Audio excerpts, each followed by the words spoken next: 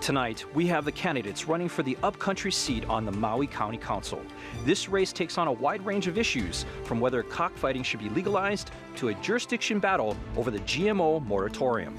Candidates Yuki Lei Sugimura and Napua Greig-Nakasone are in the studio waiting for your questions and comments. And Oahu voters need to get familiar with 20 charter amendments on the ballot in November. Tonight, we'll take a close look at Amendment 1, giving the Police Commission greater authority over holding HPD accountable. Did this amendment go far enough? This live broadcast of Insights on PBS Hawaii starts now.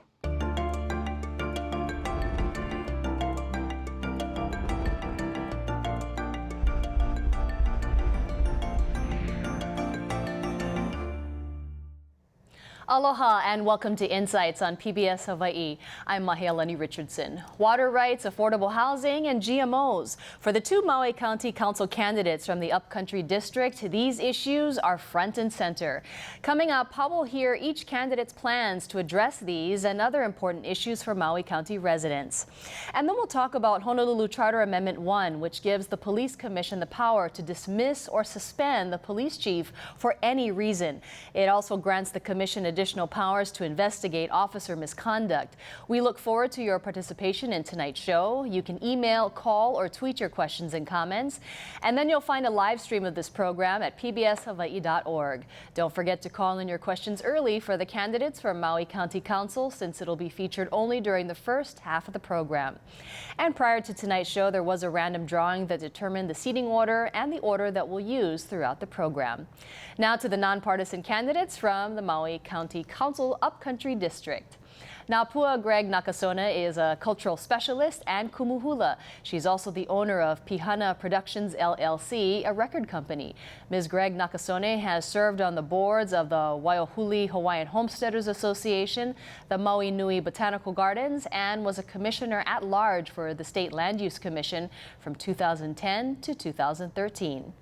And Yuki Lei Sugimura is the owner of Connect LLC, a community relations company. She was also the Maui field representative for U.S. Senators Daniel Akaka and Mazie Hirono.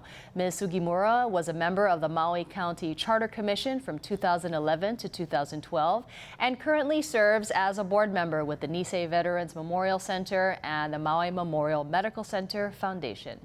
Welcome to you both, and thanks for flying in today. Thanks for having us. Mahalo, thank you. Ms. Greig-Nakasone, why don't I start off with you? Why are you running, and what do you feel can be your greatest accomplishment so far for the citizens of Maui? I'm running for the Maui County Council because I believe my life's work is to serve my community. I've been an educator for 20 years, teaching day in and day out our youth and working with their families. At 22 years old, I founded a nonprofit, and I've been consistently serving there for the past 20 years also. My business experience, both locally on Maui and in Hawaii and internationally in Japan and Mexico City, is also useful. And I have an extensive background in the visitor industry, working at the Grand Wailea, working in conventions, working for the Maui Visitors Bureau, and also working in Japan for Hawaii Tourism Japan. And today, as Maui faces a crossroads, we are at a crossroads on Maui, and I believe this experience is helpful. The visitor industry continues to be our main economic driver, even more so now.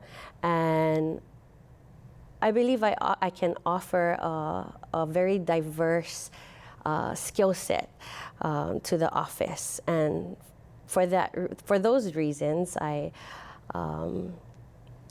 put my hat in the ring, and I'm running for office. Maui will forever be our home for me and my children and grandchildren, and we very much need to have a strong voice to chart on where we go, how we grow, where we're going, and I very much wish to serve my community at that capacity. Ms. Sugimura, why are you running for council, and what do you feel can be your greatest accomplishment so far?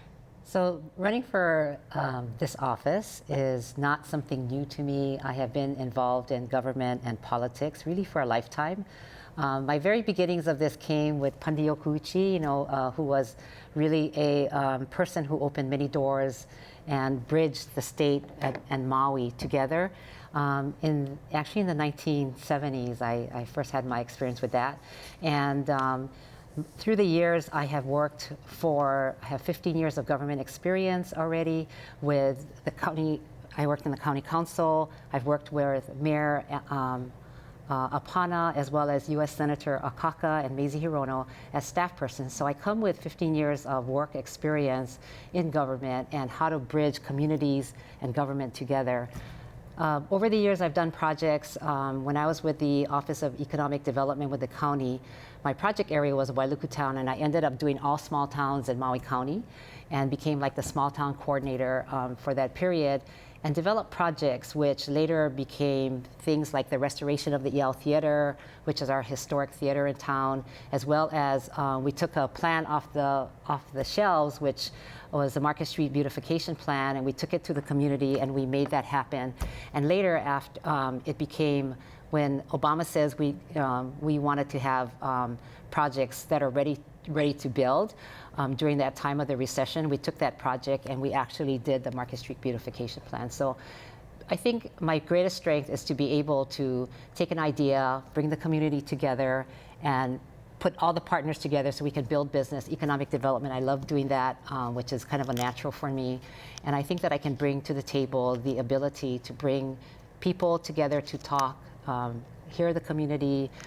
Everything I do, I have my phone number out there and I'm very accessible. We took a project that came from Chinatown, the First Friday, and I've been doing that for about 9 years. Mm-hmm. And when this mayor came into office, they looked around and said, well, what is a project that's very successful in town and what can we do for everyone else? And so they took Wailuku First Friday, which was my project, that we did with the merchants and created the Maui Friday Town Party. So now in Maui County, every Friday, if you're a visitor or resident, you can always enjoy the community, have a free evening, and shop with the merchants and enjoy the elements that make all our small towns very special. But it's this kind of successes that I think that I bring to the table that I can see as far as helping to develop things with the County of Maui and the community and our residents. I'm starting to hear both of you talk about some of the issues that you would possibly be working on. Ms. Greig-Nakasone, what is the greatest issue do you feel that's facing Maui right now, and how would you solve it? Well, one of the greatest issues that we are facing, and we get asked about it constantly in the different forums and questionnaires that we receive as candidates, is our affordable housing crisis. Although it's something that I know we are challenged with at the state level, especially on Maui County, we are very challenged. And so obviously, the affordable housing crisis isn't something that is going to be solved with one solution. I believe it's going to take a lot of different avenues and forward thinking to be able to tackle affordable housing. And I also believe that affordable rentals should probably be our priority. I had a chance to study economics and societies, and to know that the trend of owning a home in the nation is a trend that is changing across the nation. And in Hawaii, we usually catch on to those trends later, but it's there and it's coming because we are participants in a global economy. Our children no longer have the edges of our shores to expand their horizons and to search for job opportunities. They are more apt to travel and to leave, and this happens across the nation. And so I think affordable rentals is something that will benefit more of our next generation. What specifically would the council be able to do to make the housing more accessible? Well, one, it's time for the county to invest in affordable housing. One thing that we can do, so our planning process is what adds a lot of the cost to housing, land costs, planning costs. And one thing that I've been talking about is for the county to to fund an accurate survey of the lands that the county already owns. And so we know where these lands are, we know we can determine what parts of these lands are appropriate for affordable housing. We can look at the planning process today on Maui. Our planning process is extremely lengthy and cumbersome. Here in the city and county of Honolulu, you have all those people necessary to sign off on a plan in one office. Fire and safety, engineers, and all the different people in one office. On Maui County, we don't. And it's time for us to recreate and modernize government so that we can accommodate the population. Maui has grown so quickly, and so we've expanded at a fast rate, and so we need our processes to accommodate that growth. Ms. Sugimura, what would be your way to get the council to make housing more accessible? So one of the things that I've been saying is that we need a housing czar or an advocate. So we need somebody in the county who can take developers or interested parties through the process in terms of financing, in terms of the policy decisions, and look at what are the challenges that may be there and help them through, become their best friends, basically. And so that's one thing I've been saying. Right now we have on our books with Department of Housing and Human Concerns, we have 10,400 or 10,800 homes that have been approved, about 20 projects, and of which 4,000 of them are in the affordable range. And they basically have been trickling out. We build about maybe only 300 homes a year. And according to the Department of DBED, we on Maui should be building about, or by 2025, we should have 10,900 homes built. So we're way behind where we need to be in terms of housing. I say of the projects that are on the books, great, let's help them through it. The projects that were supposed to be built that didn't get built, I say talk to the developers, find out what the challenges are and how can we learn from those difficulties to make it a better process. But we need to be partners with developers.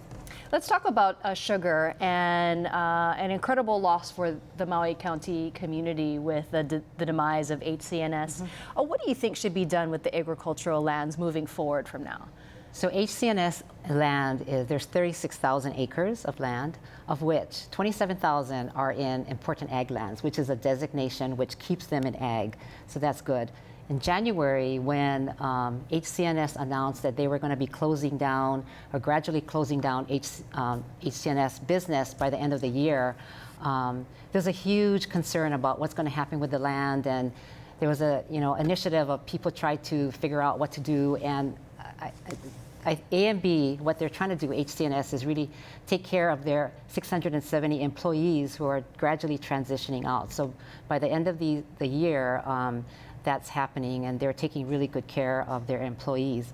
What should happen to the land is to A&B in their announcement, they wanted to keep it in sustainable agriculture, and that's great. When the mayor did his State of the County address, this is kind of interesting, he asked for farmers to come forward because, as you can guess, my ancestors were farmers and came from Japan to work in the sugar fields, and over the generations, our parents wanted us to have a better life, right? That's always what parents want to do. And so right at this moment, as the mayor asked, it was hard to find farmers because everybody wants to get out of farming because of the hard work it is. So we need to find farmers, and we need Right, so how do you get farmers to be in an industry when it's incredibly difficult and the returns are not as great these days? Right, and so I think there was an effort, A&B reached out to possibly creating, like we have a Kula Ag Park, which is in, I don't know how many acres they are, but we have an existing ag park in Kula, but to possibly look at another section that's within the 36,000 acres to create another ag another ag park in another area, so you can have small patches of land, to develop these farmers. Mm-hmm. So we have great farmers who work really hard every single day. I have the greatest respect for farmers. I support agriculture 100%, and any way that the county can become partners to take us down this new path so we can have sustainable food and be more independent in the long run in that area, I support that 100%. Your thoughts on this agricultural land as it is today and moving forward? Well, it's, the HCNS land is a concern for our island, not just the workers, but what will happen to the land. Maui residents are very fearful of overdevelopment, and although we know that a great portion of that land has been designated important agricultural lands, and that's something that I was able to do when I served on the State Land Use Commission. There is still a very significant portion that isn't. Although, yes, the mayor did give out the call for farmers, local farmers, the lots or the size of land that's being offered is so surmountable that for our local farmers, it's really difficult to farm at that capacity. So we need to be able to come together and really talk to the farmers. I was born and raised in Kula, and so, farming is part of our lifestyle. My ancestors also migrated over. My papa worked at the sugar mill and my nana worked at Maui Pine. So farming has always been in our family. But we need to make it workable for our local community. Also, food sustainability is a very important issue for a lot of our community. The fact that we rely so much on food from outside to be shipped into Hawaii and to Maui is, it's not sustainable, and we need to be able to secure food on our island.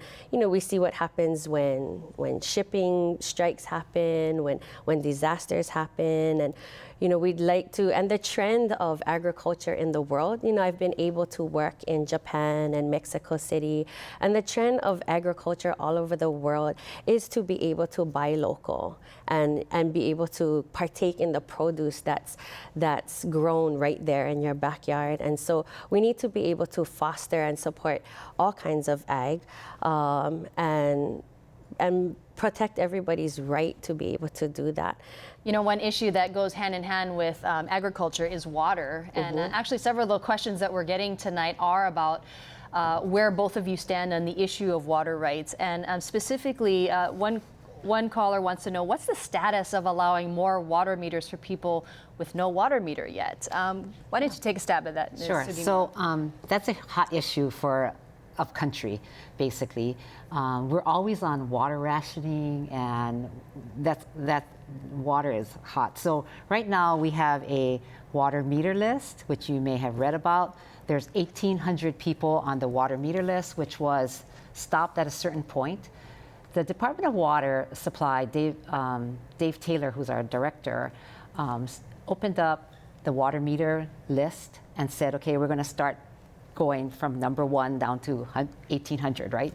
So over the last period of time, they've gone through a little bit over 100 names on the list. It takes a lot of, they have engineers working on it, but it takes a lot of time of the checking they need to do. And the problem with Maui is not that we don't have water, but is the transmission of water, and also, and so because of that, it's hard to go through this water list very quickly. And like in Upcountry, as you can imagine, the lots that are, the acreage is large, 1.3 or, however much land you have. So if you want to put in a water meter, not only do you have to pay for the meter, which I think is about $12,000 now, you also have to pay to bring the water from the water source up to your lot. And so if you have a 1.3 acre piece of parcel, to get the water to the water source is expensive, and you have to pay for it. So those are the kind of challenges that the residents have to have versus, like, for example, in a place like Kahului, where there's a lot of houses next to each other, so the cost to bring water to the homes have basically been paid for through the subdivision. So those are the kind of challenges that the water meter list has, is being on the list, what number are you, and the cost is really high to get water from the source to your home. Ms. Greig-Nakasone, what are your thoughts on these transmission lines and moving the transfer of water to the county?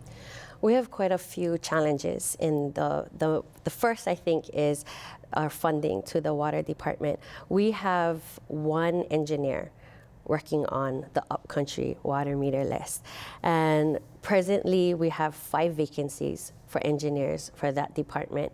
And we were told, well, the council was told by Dave Taylor that when we put out the vacancies, there was literally no outside applicants, and all the people who applied were basically engineers who are already at the county and applying for a higher position.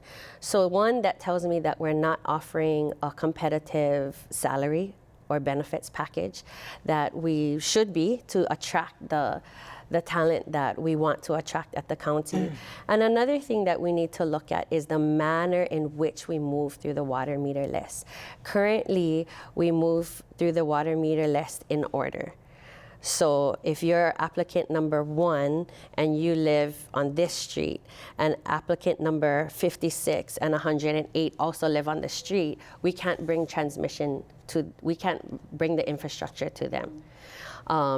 Applicant number 2 has to be serviced first.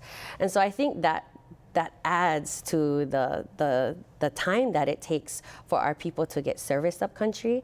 You know, I think we need to look at that and have our policy make sense for efficiency. I also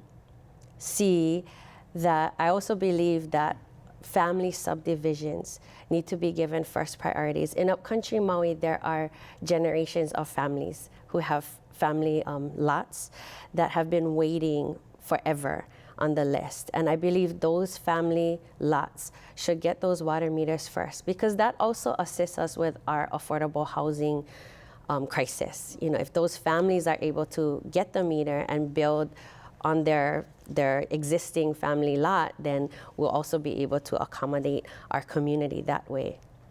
We have about 5 minutes left, so I wanted to get to the hot button issue of GMOs. And as you know, the moratorium was passed in 2014. Now it's embroiled in litigation. We're still waiting. If the court rules that the county can enforce the initiative, how would you respond? Well, I think we also need to look at what motivated the initiative, you know, and I've been teaching on Moloka'i for the past 3 years, and so that's a community that I'm very connected with and connected to. And so it's important for all of Maui County, all of Hawaii, to know that, you know, GMO farming is the economic reality for places like Moloka'i. I was a supporter of the moratorium. And I say that I supported the moratorium because I felt it was time for our leaders to address the concerns of our community. And a lot of times those concerns don't get addressed until there's a push. And I felt the moratorium was that push.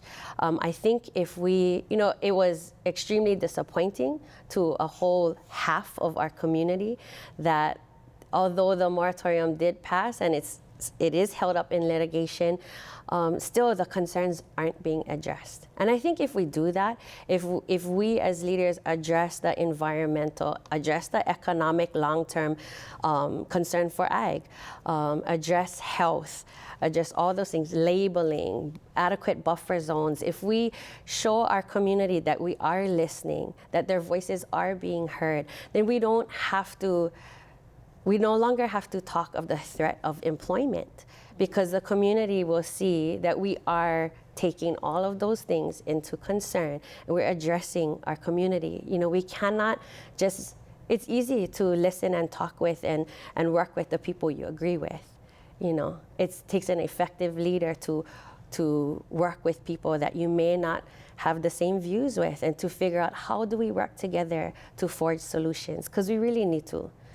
Ms. Sugimura, how would you respond if you were in the council to this moratorium if upheld? What happened with that was, as you said, in 2014 it passed. And I think the issue when that came up was that people wanted to know what they're feeding their children, what they're eating. And as you know, President Obama July 29th of this year, signed into law and notified all the states. He made a law for all 50 states about food labeling. And I think that addressed some of the concerns of the GMO initiative. And so basically what's going to happen with that by 2018, right now they're putting into policy what's going to happen, how the labeling should be done. And this prevented it. Judge Malway in 2015 determined that our county initiative that was passed was preempted by federal or state, and so therefore I guess it's still stuck in court. But basically the concerns, I think a part of that concern was addressed by having that legislation passed. So we'll see as we go forward. We just have about a minute left, and I wanted to wrap things up really quickly. But if you could just say, in just a few words, Ms. Sugimura, the biggest difference between you and your opponent. Wow, the biggest difference between the two of us, I guess we both love community. But I must really tell you that with my 15 years of government experience and having deliverables that I've done in the community and been able to pull the community together and work with government, and I think that's probably one of the biggest differences that we have. And Ms. Greig-Nakasone, what about you? The biggest differences between you and your opponent if someone is just getting to know the two of you? I believe it's my experience in leading. It's founding a nonprofit and leading that entity for 20 years. Being on, at 36 years old, I was nominated and appointed to one of the most powerful commissions in the state. And so I have solid decision-making experience, solid leadership experience. I haven't worked for government, I've worked for my community. And so in that, I can be an independent voice. I haven't ever received, I've built my business and my nonprofit very independent of government. I haven't received any employment opportunity or grant or any kind of assistance from government. And so I feel that enables me to be independent and able to listen to all sides. Well, Ms. Greig-Nakasone and Ms. Sugimura, good luck to you both. And thank you so much for making the flight over from Maui, and hope you have a safe return. Mahalo. Thanks for letting us be here. Well, every day, millions of gallons of water are diverted from the lush landscape of rural East Maui to other more developed and populated parts of the island. The Hiki-No students from Hana K-12 school bring us this report, Life is Water.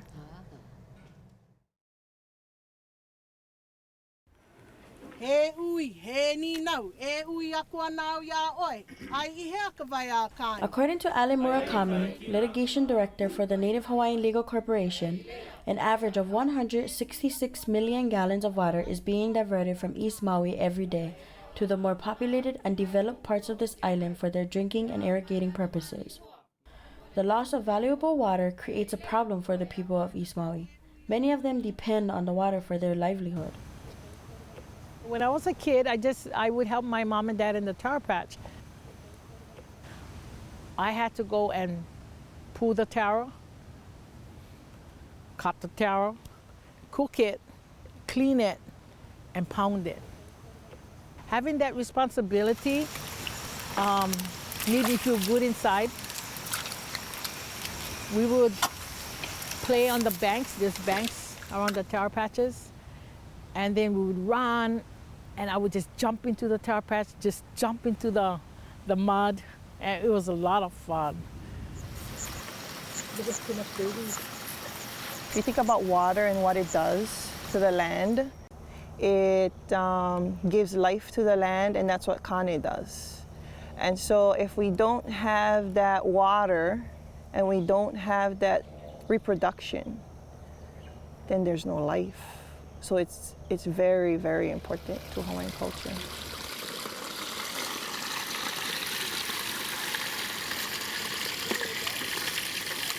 To have all that water and to have all that life in the stream, and then all of a sudden, no life.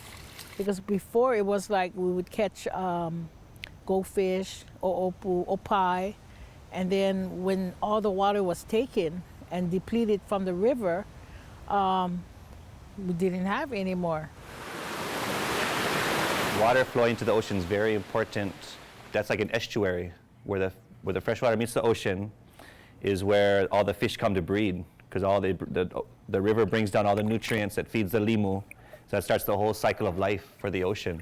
So if you take that away, you're going to greatly reduce your fish populations. Now we're not able to sustain ourselves in a natural way anymore.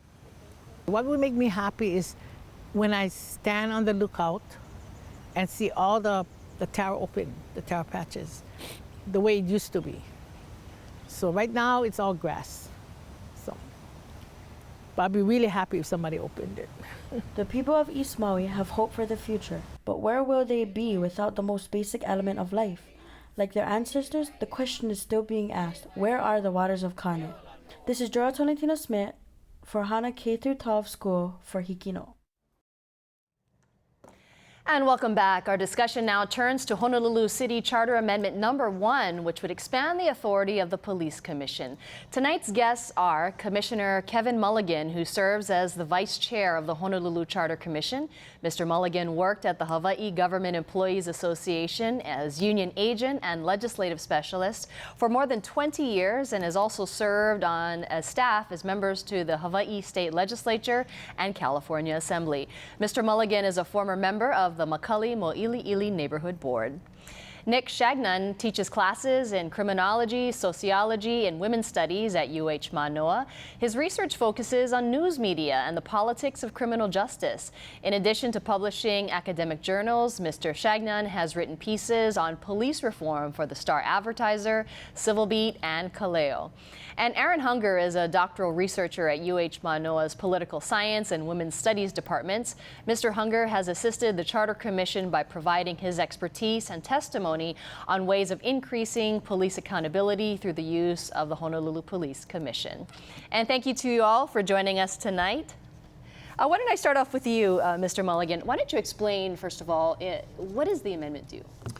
Well, the amendment really attempts to increase accountability over the police department and the police chief in particular. And it does that by making the police chief at will. In other words, the police commission could terminate the chief at any time. There are reasons that are stated or justifications in the amendment that are listed as possible reasons for the termination of a police chief. It also makes it more clear. The commission already has the power to subpoena witnesses, but it makes it, that's in another section of the charter. We felt it was important to put it in to that particular section of the charter so there's no misunderstanding or lack of understanding that the commission has that power.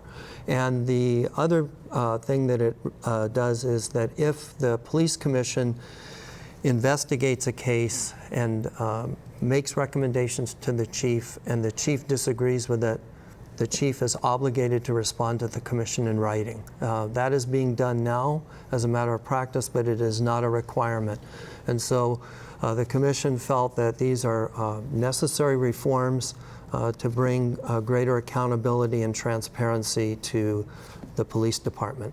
You know, obviously, the police chief, Louis Kealoha, being investigated right now for alleged abuse of power.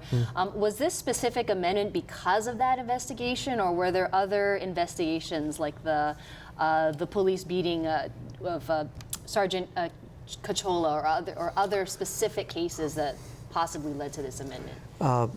When I began researching this and developing this amendment along with the other commissioners, it was back in the summer of 2015, and we were talking about this before we went on air. And at that time, the issues related to the chief were not very prominent. I mean, there was some information, but not very much. And what really motivated this was these other cases and the lack of discipline or accountability that I saw taking place, and that became an issue of great concern. So the chief really, that's more an issue that has come to light more recently. It was not a motivation for this amendment, and really we're looking beyond what's happening right now. The commission really made an effort, not only with this amendment but others, is to look to the future. How can the city be better prepared to deal with the challenges of the future and position the city to be able to respond and provide services to the people of Oahu. Mr. Shainan, I mean, this basically allows the commission to fire the police chief at will. Do you think that would be a good thing?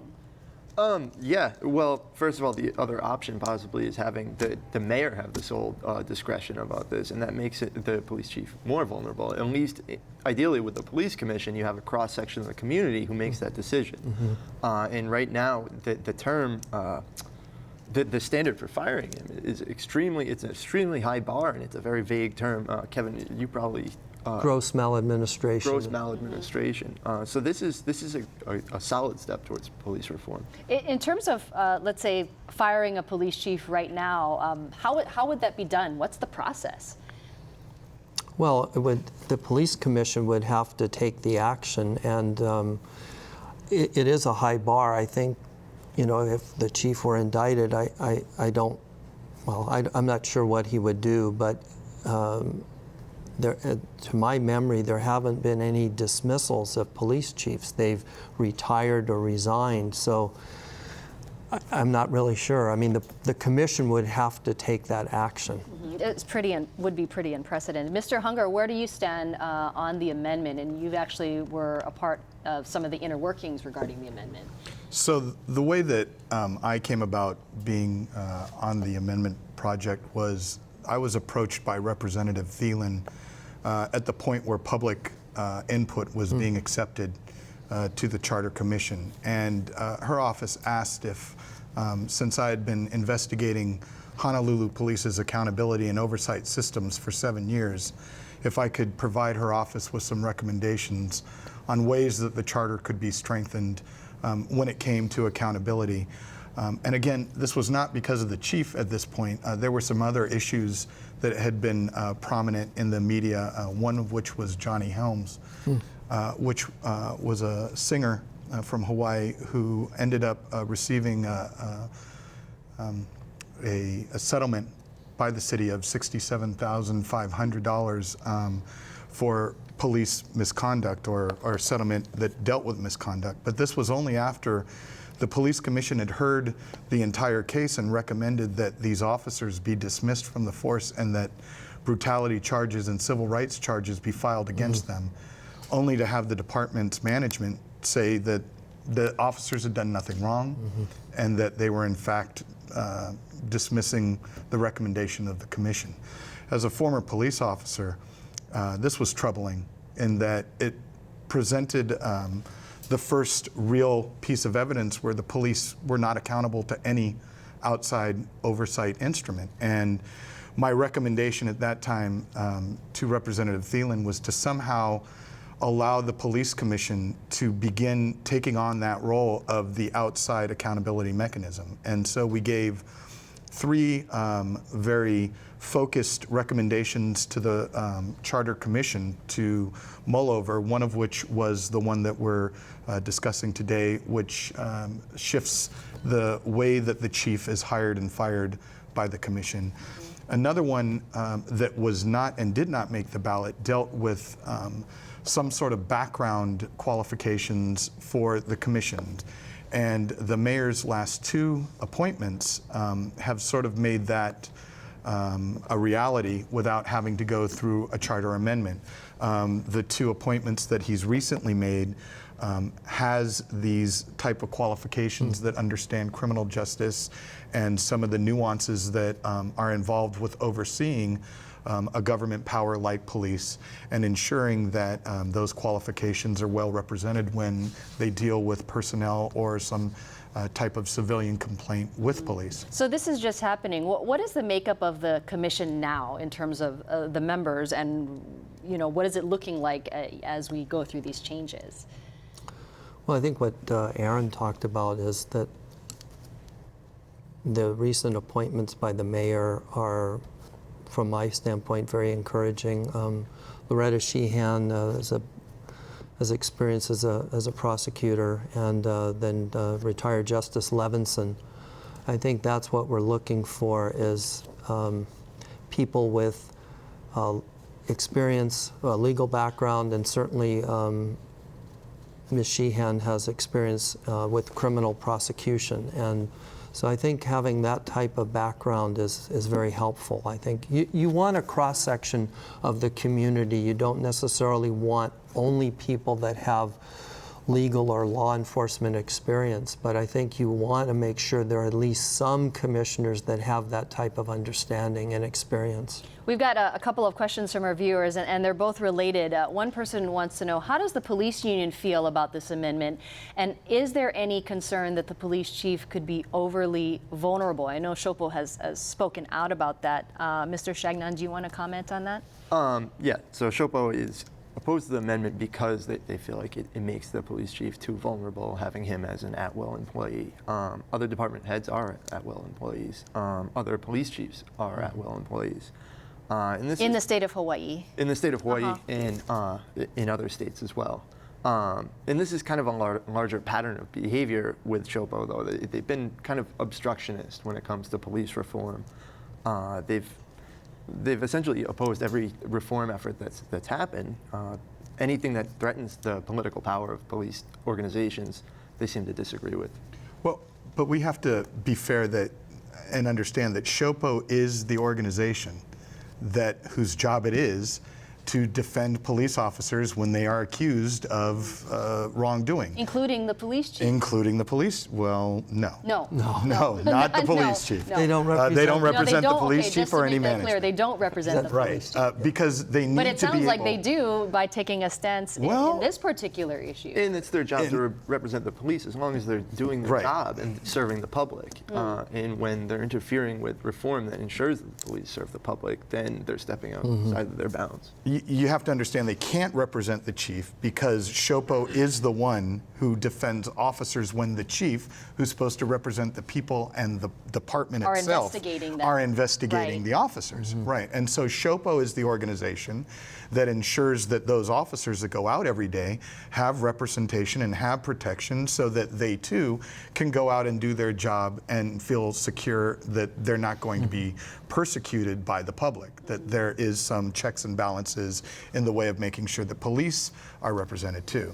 So it's Shopo's job to, point out that that these things might make some people more hesitant to accept a job as police chief.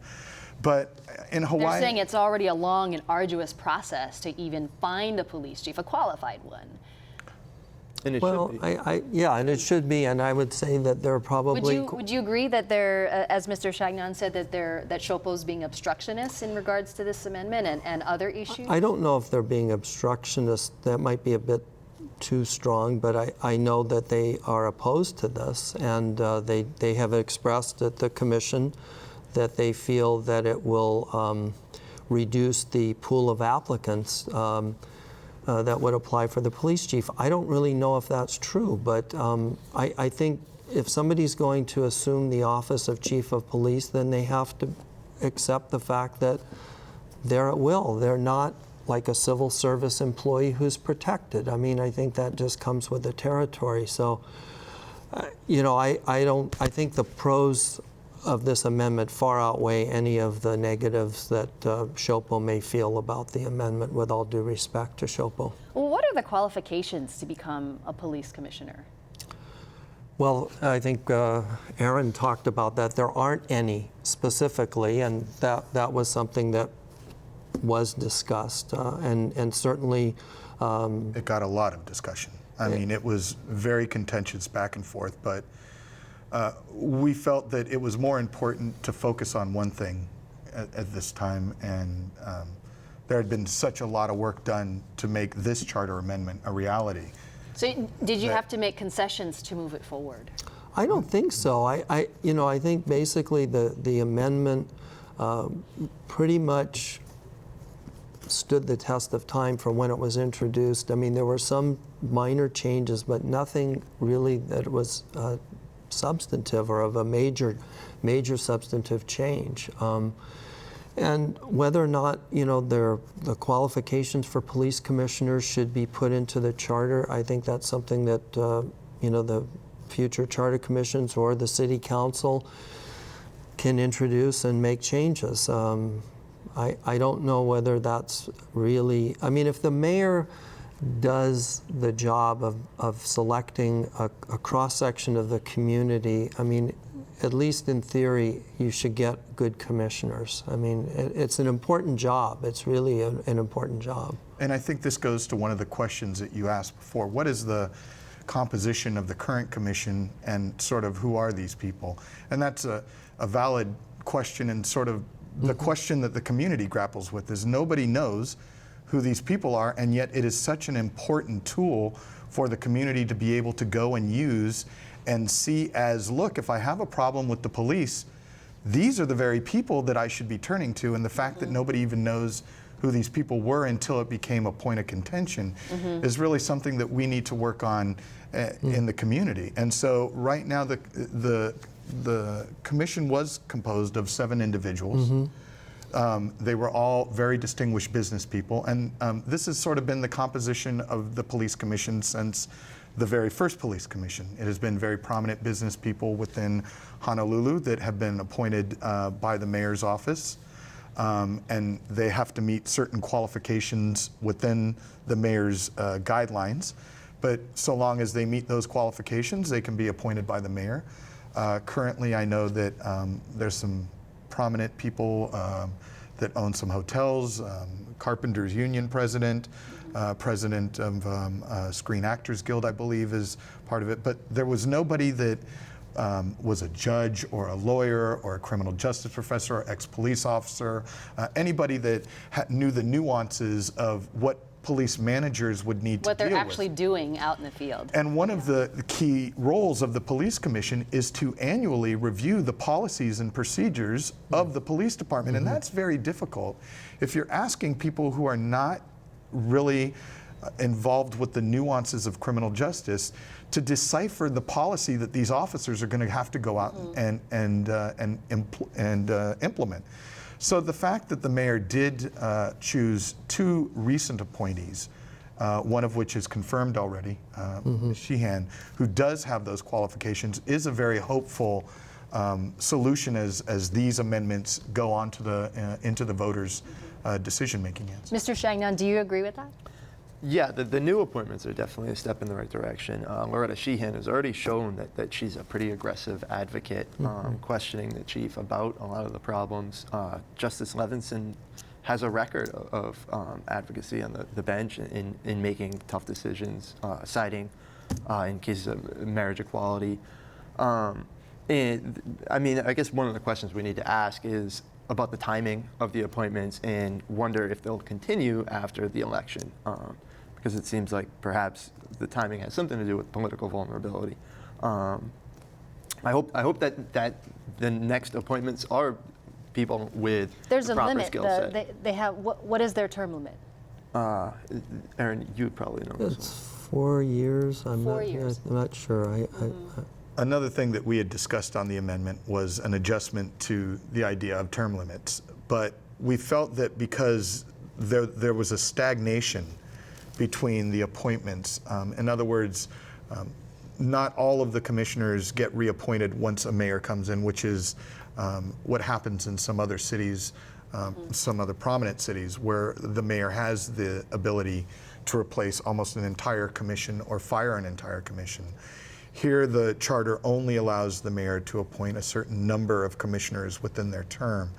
And so some of the commissioners were appointed by Mayor Carlisle? Or yep, and before him. Mayor Hanneman. So those are starting to cycle through, and Mayor Caldwell has been able to appoint 3 during his term. So those 3 appointments have been important. It's important to note that Ron Takeda had gone well past his term. Yes. And there were questions why he wasn't replaced. You know, are there concerns that the commission could have too much power because of this amendment? I don't see that. I'm not sure how one would see that they have too much power unless they were to arbitrarily dismiss a chief. And I think the commission will understand you don't just because you have the power to terminate a chief doesn't mean you're going to do that. But I think, at least from my standpoint, what I hope is that having that leverage makes the chief more accountable to the commission, because right now it's a very high bar, and I think the commission feels that during the first 5-year term of a police chief, they have some leverage, because if the chief wants reappointment, they need to basically listen to the commission. But once the chief gets into that second 5-year term, I think it's much more difficult to have that kind of leverage. Whereas this amendment will give the commission the leverage. But I would hope, and I just have no reason to believe that a commission would abuse that power, because then they're compromising their trust with the people of Hawaii, of Honolulu. So Mr. Hunger, your thoughts on that? So the people have to understand the power that the commission currently has, and to be able to sort of quell that angst. The commission doesn't have the right to take action against any individual officer.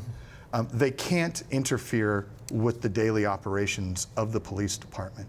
They can make recommendations to the head of the police department on investigations that they conduct independently and recommend to him what their findings are. This again puts all of the authority into the police chief, which is why having this ability to fire the chief, so the chief can consistently say, look, I'm happy that you investigated, but I'm not going to follow your recommendations, which is currently the model that we have ongoing, and like I said, was really brought more to the attention of other minor cases than it was by the chief himself. So the idea that the commission is going to be like in Gotham City, where the police commissioner is running around arresting police officers and arresting the police chief, they don't have that authority within the current charter. They have the authority to work with the head of the department to make necessary changes as it's seen, but not to supersede or to go past and make decisions that the police chief doesn't want. Again, the police chief can say no up until the point that they fire him. So. Your thoughts, Mr. Sheng, and I see you taking notes there. I think Aaron's right. He makes a really good point that the ability to intervene in the running of the department is very limited on the commission. And with any position of significant power, there's the potential for abuse, and that's one of the reasons why we're talking about this, is because policing is an opportunity for abuse as well. But we have to hire people that have a record of responsible action and that we trust. And it's good that we have 7 members. If you had one person, obviously the potential would be much greater. It's interesting because in the mayoral race, both candidates and the mayor himself continually are asked about this in terms of the police investigation, and both of them, point to the commission. But how do we prevent this issue from becoming politicized? Crime and justice in the United States is overly politicized. It's unavoidable. Police are the political power of the mayor's office. So I mean, the only thing we can do is have open and honest conversations about the problems that we have with criminal justice in this state, which are significant, much like other states in the United States. And policing works on the theory, as a police officer for 18 years, you can't work without the community's cooperation, and every police officer is going to say, this entire dynamic works upon the community trusting us and us trusting the community. And that's really where we've gotten a breakdown, and what we're really hoping to reinstall with the voters having the opportunity to change the dynamic of this institution. This institution was set up as a result of politics in policing. The police commission came about way back during the Massey affair, and it was set up as a reaction to the overwhelming discontent of the way that the criminal justice system was being carried out in Honolulu. That said, the police commission worked as the oversight tool for many years until the 1970s, when they switched their position and SHOPO and contracts came in, and the dynamics were changed. And now the police commission mainly generates its oversight through working with the department's chief. So that entire process of it being the oversight tool has shifted away, and it's really shouldn't be a concern that the police commission gets too much authority here. The problem has been that when the Police Commission has had the opportunity to take action and reinstall trust and maybe make decisions that help the community with trust, they've constantly turned to other agencies or constantly delayed in making decisions, which hasn't gone a long way into letting Honolulu voters sort of see that the commission is working as a tool the way it's supposed to. You know, it's really interesting. For the last half hour, you know, we've been really diving deep into this issue, but a lot of voters are going to go in there and read that little blurb for the first time in the polling booth. Mr. Mulligan, do you have any concerns about that and any way to get voters more educated about these amendments? Luckily, you're number one, so it's at the top of the list, right? Well, it was put there for a very specific reason, because I think the commission felt that this was one of the most important charter amendments, and they wanted to make sure that hopefully people will vote. We are making an effort. Thank you for this program, but the Charter Commission has sent out a brochure to all the households on Oahu with a digest of the questions and basically what the Charter Amendment proposes to do and what would actually be the result if it passes. We're looking for as much help as we can from programs like yours and others to get the word out that this is an important part of the election, the general election on November 8th. And you know, the Charter Commission only meets once every 10 years. And thank you for that. And yes, we will be online if people want to go on this, see this program again and learn more about the issues. Thank you for joining us Thank you very tonight. much. I really appreciate it. Thank you. Mahalo to all of you for watching tonight, and join us next week as we hear the two candidates for State House District 34, which includes Pearl City, Waimalu, and Pacific Palisades. And then we'll talk about Honolulu Charter Amendment 7, which creates a new city office of climate change, sustainability, and resiliency. Do we need to dedicate a city agency to these issues? That's next time on Insights on PBS Hawaii. I'm Mahealani Richardson. Ahui ho.